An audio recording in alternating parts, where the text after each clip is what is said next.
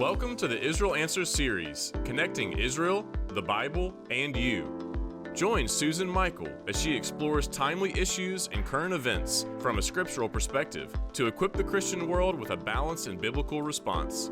Be sure to subscribe for future episodes, which will ignite your faith and bring the Bible to life in your everyday world. Now, let's join Susan with your Israel Answers. Well, welcome to the Out of Zion podcast, and I'm your host, Dr. Susan Michael, and I'm just so thrilled to have with me today a dear friend and colleague, Joel Rosenberg.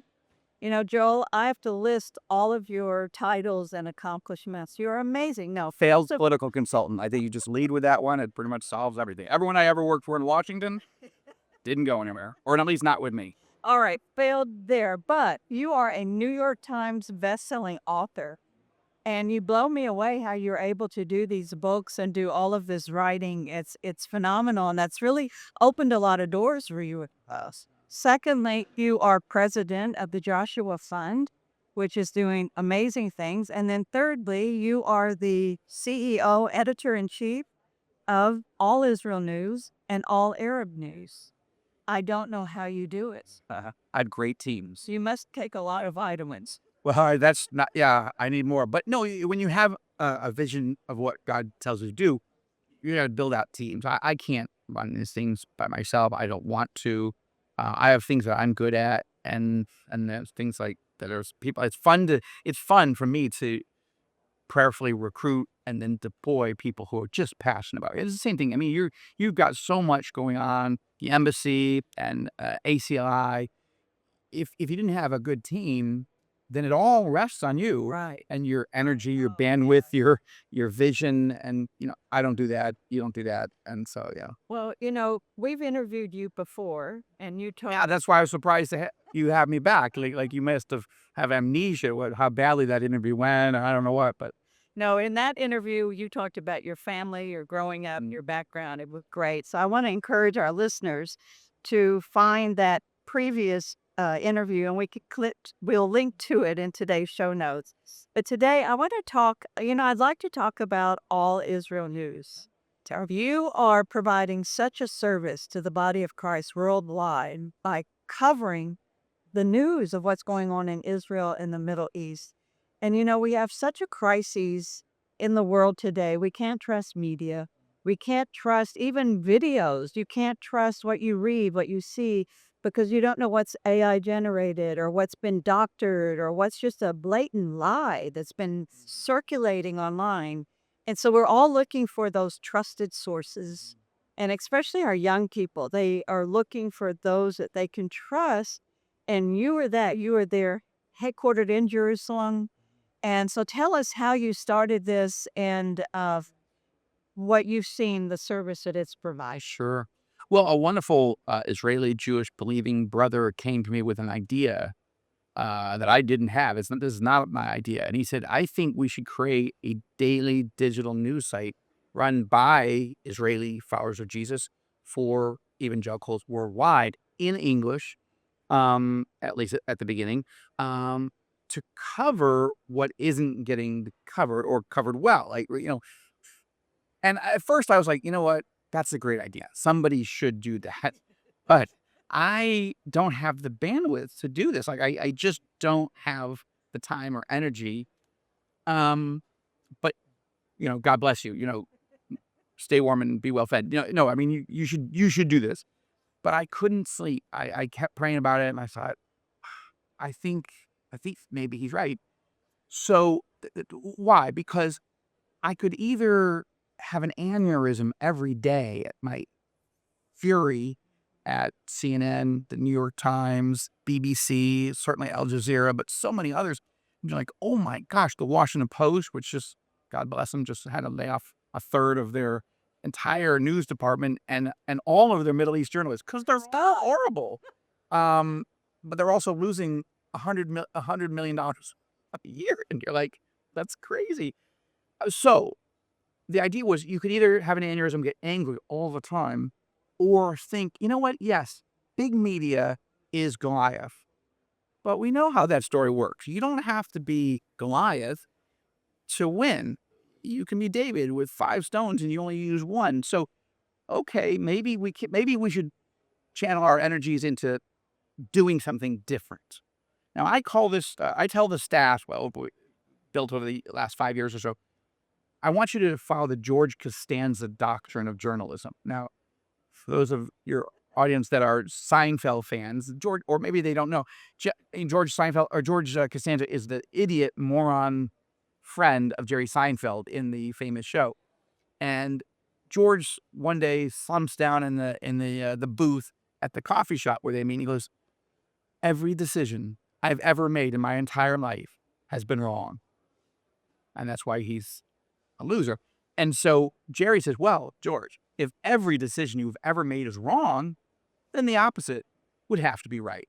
Now that's voodoo fortune cookie wisdom. Like it's kind of, you can't really, but in the show, that particular show, he makes every decision opposite of his instincts, and he gets the girl, and he gets a job at the New York Yankees, and everything works out well. If I say, look, folks, I don't want you as young and emerging journalists to focus on traffic. I beg you, do not think about your impact.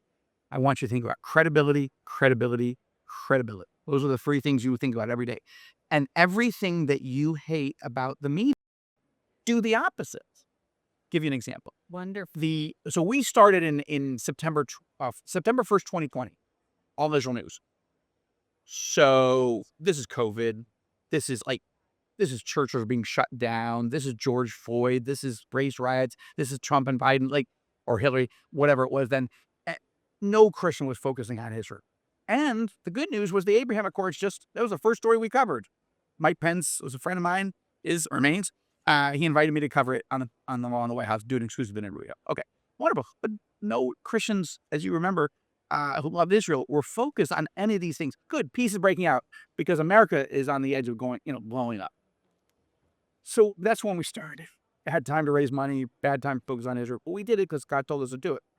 Long story short, give you an example during after October 7th, right? So the New York Times published a story, the headline was all 8 columns, top of the folds, blasting Israel bombs Palestinian hospital in Gaza.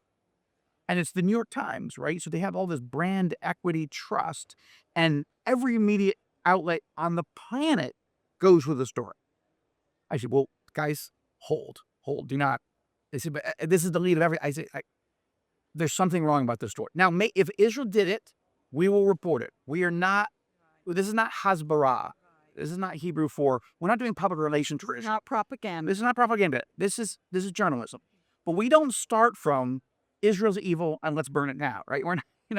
We're not. So let's just at that point 9 a.m. in Israel, that's early. That's late at night or in the middle of the morning here. So okay, that's what the New York Times is doing. But let's just give the IDF a little time. Let's talk to them. Let's see what do you have? Did you do it? And within an hour or two, right? It was already video of it's a failed Palestinian missile that went up, failed, landed on a hospital. You can see it. Then they start sending us intercepts of Palestinian Hamas terrorists going, did we do that? Did Israel do that? Oh no, that was us. Oh my gosh, we got to tell them it was them, right? And pretty soon you had all this data. So this is what we win. So 4 o'clock in the afternoon in Israel is 9 a.m. in the East Coast of the United States. By the time we had the story, most people were waking up to the truth. But they weren't getting it from the mainstream media. They were getting it from All Israel News. This is just one example of just doing it, don't run. The New York Times has a brand of trust. I don't trust them anymore. We're not leading. If they do something interesting, we'll look into it. But I'm not. These guys are taking death tolls and saying Palestinian health officials in Gaza. This is like getting death toll numbers from the Nazis in the middle of World War II. Well, some more Jews died today. We don't know why. You're the ones killing them. What are you talking about? So many Christians are so angry. And so we saw our traffic go from basically 0, day one, almost, to 35 million last year. At the peak of the war, 69 million.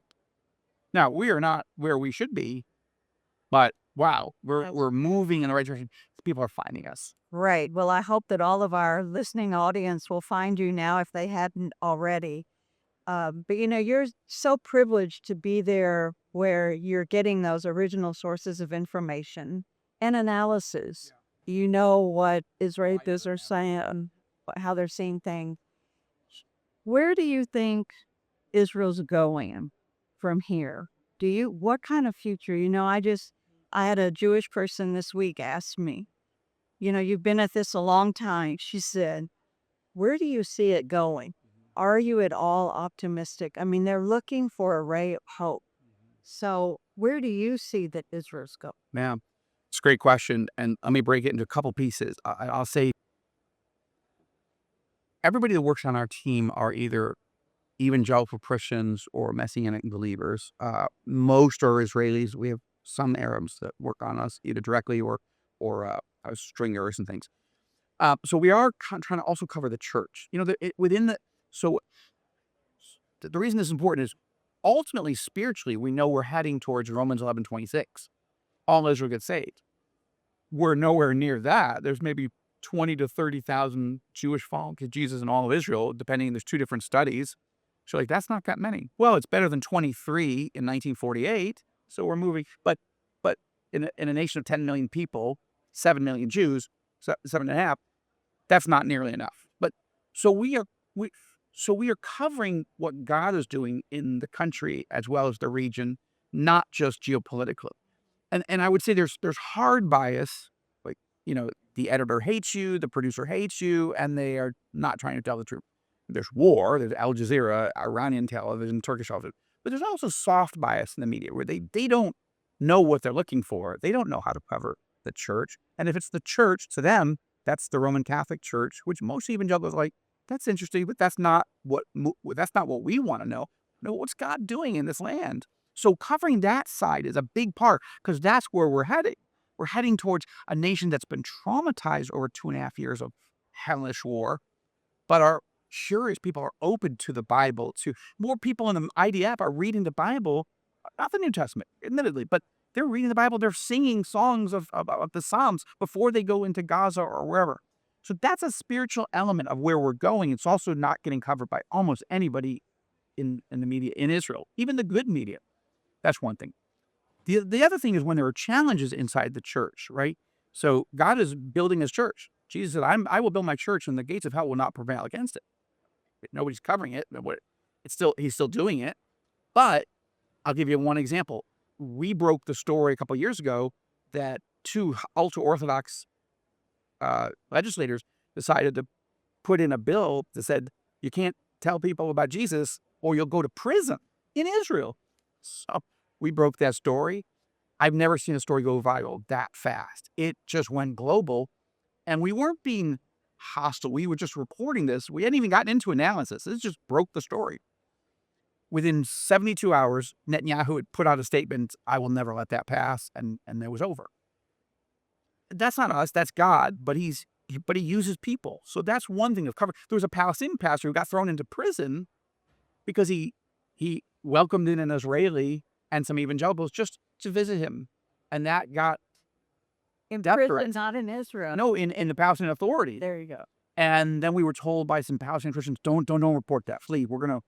It's too, if you're an Israeli, it's not helpful if you report it. So, okay, that's a tension between journalism and being a believer, but we're believers first, so we didn't pepper. But after 40 days, this guy was not getting out. Everything they tried behind the scenes wouldn't work. So finally, several Palestinian Christian leaders said, on your all Arab news site, would you cover what's happening? So we did, and what we did is as an open letter to Palestinian Authority Chairman Mahmoud Abbas. And we said, I don't even know if you know this, Mr. President, but this is what's happening. It's not right.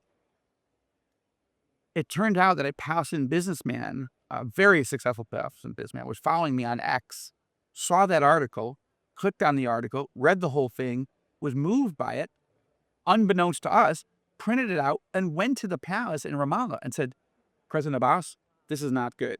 And if Joel and his team are reporting it today, others are going to be reporting it tomorrow. We have enough problems. We don't need this one too. You should let this guy out. He didn't do anything wrong. and within 48 hours, he was released. This is God, but God uses flawed people. So that's there's geopolitical side too we can talk about too, but just in terms of covering what's happening, how do we pray for our brothers and sisters in all over the region? What is really happening? I still can't tell you many sources news sources that exist that would report this type of information. Well, you and I were just chatting earlier about that let's talk about the geopolitical. Okay. After Israel has gone through this 2.5 years of really tough tire, you're optimistic about the future. Which is ironic because I'm a Russian Jew on my father's side. So that means I'm a pessimist. Bad things happen to the Russian Jews. We're all like, that glass is not just half empty, it is cracked and leaking. That's how we see the world naturally. Now, in the spirit, with a good Gentile spirit-filled life, it helps me. Okay? But yes, I actually am quite bullish on where we are. It's been a horrible 2.5 years, and Lynn and I and our teams have lived through it. We've covered it. We've seen missiles launching while we're either delivering humanitarian relief for the Joshua Fund or going to cover something for All Israel News. So it has been just the craziest world. This is the world that I write about in my political thrillers. I make it up, but the last 2 years have not, beyond fiction. But I am optimistic. I am bullish about where Israel's going. Israel has, by the grace of God and the hard work and courage of our soldiers and intelligence services, has decimated the Iranian regime's capacity to destroy us, Hezbollah's capacity to destroy us, Hamas. I mean, it's not that there's a little bit more to be done on all fronts, but we are not living in the same world that we were 2.5 years ago.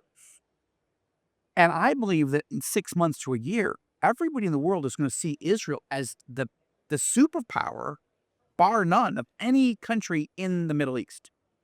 Security, I think the prosperity, I think money is going to flow into Israel, venture capital and other.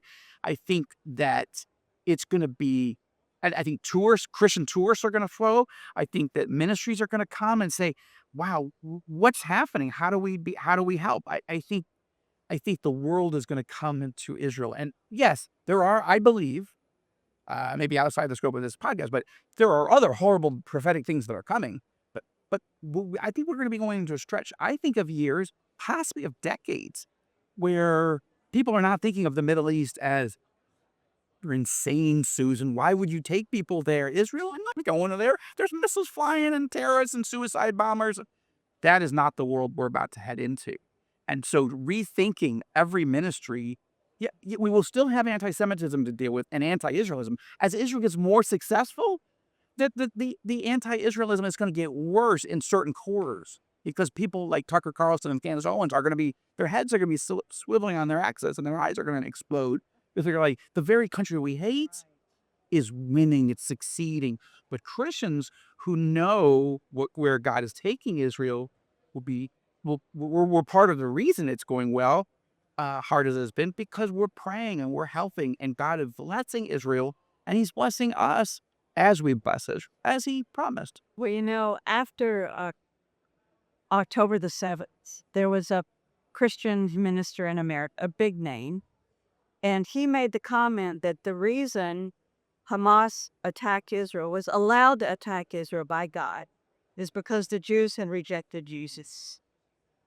And it's so painful. Yeah. So painful.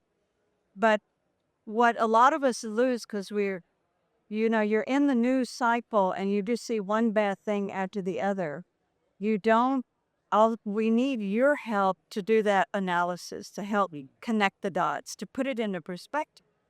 And only recently did I come to the realization that it was actually the Hamas attack on October the 7th that saved Israel from destruction, because they were supposed to have done a coordinated attack with Hezbollah and Iran. So their ground incursion was to be met with missiles from Lebanon and from Iran. And a massive ground invasion from the north. And from the north, yes. So which had been planned actually for 10 years publicly. And it would have destroyed Israel in a day. But because Hamas goes out on their own and attacks. The other two kind of got mad and didn't really come to their rescue. And the coordinated plan didn't happen. And this saved Israel from destruction. And instead, they have had victory over every one of those enemies on 7 fronts. Now, the enemies still exist. That's the danger. They will try to rearm. They will try to do it again one day. But Israel has so pushed that scenario for far away, as you said. And now, with a political realignment in the Middle East, when they see Israel's strength, they're drawn to that strength. And this is another misunderstanding in America. We sit here, we live in peace in America. We don't have an enemy on our border. We certainly don't have an enemy within 40 miles. Well, thank God President Trump sealed that border, because we had They were tens of millions of people that we don't even know who they are. But yeah, but yes, in terms of we having don't have- China on our border or having Russia on our border or North Korea, yeah. And even if we did, they're not 40 miles from our home, right? So, we don't understand that in the Middle East, there's a whole different language that is spoken, and it's the language, you must be strong. You must be strong, or else if they'll see you as weak, and then they'll pounce on you. It's a mentality we just don't understand in America, but Israel does. And so when they are attacked, they come against it and they try to defeat their enemy. And today's Christianity, there's a lot of pacifism. There's a lot of, well, we need to be weak and humble, right? And loving. And yes, we should in our everyday lives. But the New Testament also says that our government has the responsibility of taking up the sword against evil. And Israel is doing that. They're taking up the sword against the evil, against their people. And I do believe what you just said, that we're headed into a season where Israel's going to be strong, and that's going to realign politically in the Middle East. And there's the potential for a season of peace and prosperity in the Middle East. So we just so appreciate all Israel moves, and you're being. I'm glad you're writing for us. May your tribe increase. So I want to see more from you, more from your team. You guys are already doing such a great job educating Christians worldwide. And what we've never really had, right? Here, you and I are sitting at the National Religious Broadcasters Convention in Nashville. And it's interesting, right? After almost 8 decades of Israel, modern, prophetic, biblical, wonderful, growing, thriving, but under challenge Israel. How is it possible there's never been an actual Israeli media organization run by believers to help believers around the world know, yes, I'm praying for the peace of Jerusalem, but today, what's going on today that I ought to be praying about? Praying generally is wonderful. And you guys do that, but you've never even had there's never been a news organization that would specifically cover. Oh, yeah. I saw, now I should say, it's very important. CBN News runs one of the best, but they're doing broadcast. They're not trying to do daily digital, a little bit more than they used to, but they're doing television. And Chris Mitchell is bar none the best journalist that there's there. But you, even the ICEJ events, the feast and everything else, it's amazing how hard it is to get Israeli coverage of those things, much less American or European, and never have it. So you have to be your own media arm. And you guys do a good job of it. What's interesting is, I just feel like this has been a gap. Somehow, God never created until now an actual Israeli media arm that would cover the ministries as well as cover the region. And well, we appreciate it, and we appreciate our partnership. Yeah. So before we close, let's talk about our upcoming partnership. Yeah. You're doing a big event in Jerusalem called the Epicenter. So please tell us about it and where it will. Sure. April 7th, 2027. So from the time you and I are recording this, maybe about 14 months from now, right? We're going to host what's called an Epicenter Summit. I use the term epicenter, that Israel is at the epicenter of the world. Jerusalem's at the epicenter of Israel. The Temple Mount is at the epicenter of Jerusalem. This is where, God's plan and purpose, the gospel goes out from there, so forth. So we're going to do 3,000 Christians from all over the world, Lord willing, including wonderful people from ICEJ, from countries all over the world that you guys work in, now, the summit is only one day. President Herzog will be a keynote speaker. Ambassador Mike Huckabee, keynote speaker. And then other wonderful, trusted, godly Bible teachers who love and get Israel and the neighbors. We have our love and a compassion for the neighbors. And Graham Lotz, Greg Laurie, Skip Heitzig, Jack Graham, the former president of Southern Baptist, and who's megachurch pastor in Dallas. These are the main keynotes. There will be some other speakers, but the goal is a one-day catalytic event, where Christian tourism is pretty much dead. There's been solidarity missions. You've led some of them. There's delegations Christians and Jews are doing. But in the grand scheme, we're at like almost nothing in terms of Christians coming. So we're trying to use this as a catalyst. So people say, all right, so Joshua Fund, our ministry, will definitely, and All Israel News, will definitely do a tour, right? But we're encouraging you, and we're encouraging all kinds of other ministries, design your own tour. Maybe it's just one bus. Maybe it's just a pastor and a few members of his team, donors, Sunday school teachers, whatever. Plan your trip that's going to accomplish your ministry's objectives, and then buy tickets to just come to the one day of the conference. I think it'll be an amazing conference that will help educate and mobilize Christians to go back all over the world to understand what the dynamic then. Where are we then? What are the issues that we need to help people be better educated then? Can barely plan them now, but you can see with Tucker and Candace and everybody attacking, we're going to have to do stuff next year that we hadn't even thought of a year ago. So all that to say, we're not trying to run a tour of 3,000 Christians in the All Israel News and the Joshua Fund. We're going to do our role. We'll host the conference, and then we're trying to encourage pastors and ministry leaders plan now, and start planning to bring people and let people start saving so they have a year or so. That's the trip of a lifetime. That's where I want to be. And we're not doing a conference for the summit more than a day, because when you get to Israel, you mostly want to go see Israel. But I think it is important sometimes to do an event like this. Well, we look forward to being there for the Epicenter. And to our listening audience, if you mark your calendars now, be in touch with the ICEJ USA office, and we'll keep you informed on travel opportunities and details on the upcoming Epicenter Summits in April of 2027. So, Joel, thank you so much for being with us and Dale. It was a joy. We so appreciate you, and I thank you all for listening in. And please visit the show notes where we'll link to Joel's All Israel News and his ministry. God bless. Hey, just give me one more minute. I want to offer you one of our free resources. We have wonderful resources in our show notes, and if you go to our website at ICEJUSA.org/show notes, you'll find links for a number of our free offers. We have downloadables to help root you in Scripture, help you to understand the issues surrounding Israel, and the importance of Christian support for Israel. And don't forget, please follow us on Facebook, YouTube, and LinkedIn, and stay connected. Thank you, and God bless. We hope you have enjoyed this episode of Out of Zion with Susan Michael. Be sure to subscribe to Out of Zion now on Apple Podcasts, Spotify, YouTube, Pray.com, Salem One Place, Salem Life Audio. Out of Zion with Susan Michael is a production of ICEJ USA. All rights reserved.